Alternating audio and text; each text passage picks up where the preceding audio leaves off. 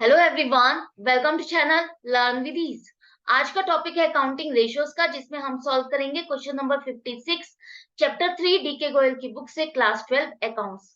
Online sessions, online classes अगर आप चाहते हो, इंटरेस्टेड हो, तो मुझे व्हाट्सएप कर दो इस नंबर पर अपना नाम और क्लास। आप मुझे फॉलो कर सकते हो Telegram channel learn with ease official, जहां पर आप अपने डाउट्स और कमेंट्स लिख करके भेज सकते हो। तो क्वेश्चन में आपको दिया गया है कि आपको इन्वेंट्री टर्नओवर रेशियो कैलकुलेट करनी है इस इंफॉर्मेशन को यूज कर। अब यहाँ पर आपको चाहिए कॉस्ट ऑफ गुड्स सोल्ड और एवरेज स्टॉक। है क्या यहाँ पर? आपके पास सेल्स की फिगर है, परचेजेस है, डायरेक्ट एक्सपेंसेस है, ग्रॉस प्रॉफिट आपको दिया है परसेंटेज में। किसकी परसेंटेज है ये? सेल्स की। रेवेन्यू फ्रॉम ऑपरेशन आपका सेल्स होता है, तो ग्रॉस प्रॉफिट आपका 15% ऑन सेल्स है। तो जब सेल्स पर आपकी परसेंटेज होती है प्रॉफिट की, तो हम उसको क्या कहेंगे? एक तरह से ग्रॉस प्रॉफिट रेशियो। क्योंकि ग्रॉस प्रॉफिट रेशियो भी आपका यही बताता है, आपका सेल्स और ग्रॉस प्रॉफिट का रिलेशन बताता है, और बताता है कि आपने सेल्स पर कितना परसेंट ग्रॉस प्रॉफिट अर्न किया। तो ये परसेंट बताता है, वही परसेंट आपके पास है 15%। अब 15% ग्रॉस प्रॉफिट है, अगर आप इसको सेल में से माइनस कर दोगे तो आपको क्या मिल जाएगा? कॉस्ट ऑफ गुड्स सोल्ड, जो कि आपको इस रेशो को कैलकुलेट करने के लिए चाहिए। तो अब यहाँ पर हम इस इंफॉर्मेशन को यूज करेंगे और ग्रॉस प्रॉफिट को निकालेंगे।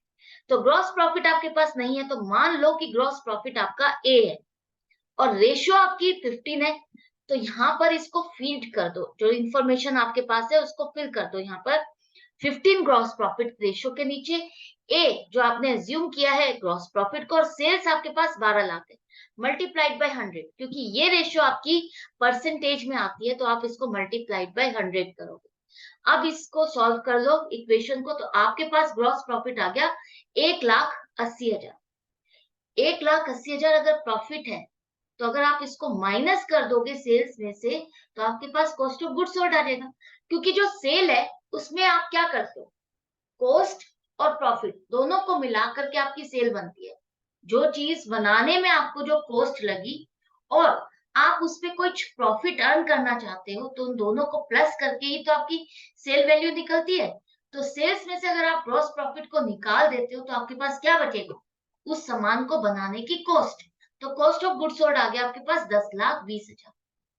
दूसरा अब आपको चाहिए यहाँ पर ओपनिंग स्टॉक।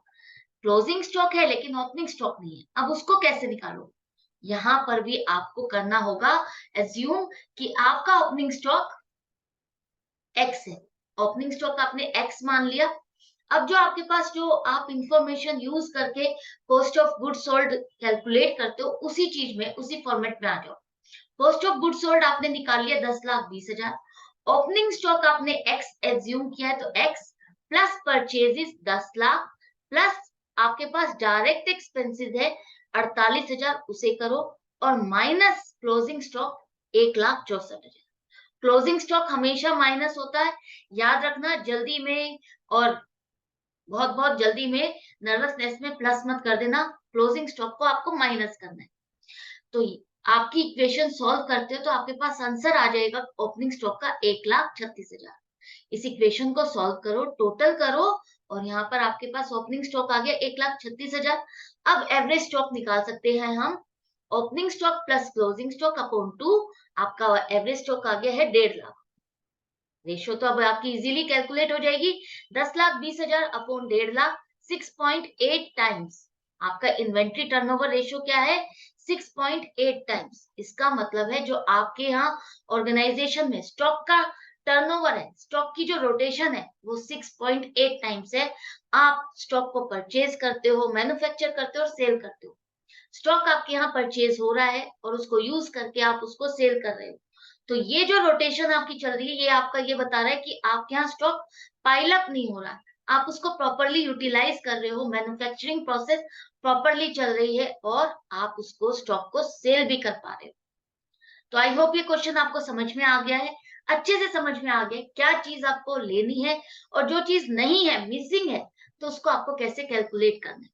तो मैं मिलूंगी आपसे नेक्स्ट वीडियो में नेक्स्ट क्वेश्चन के साथ, लेकिन आपको अपनी प्रैक्टिस जारी रखनी है, जम के करनी है, और हर चीज को अच्छे से समझना है। Goodbye and take care.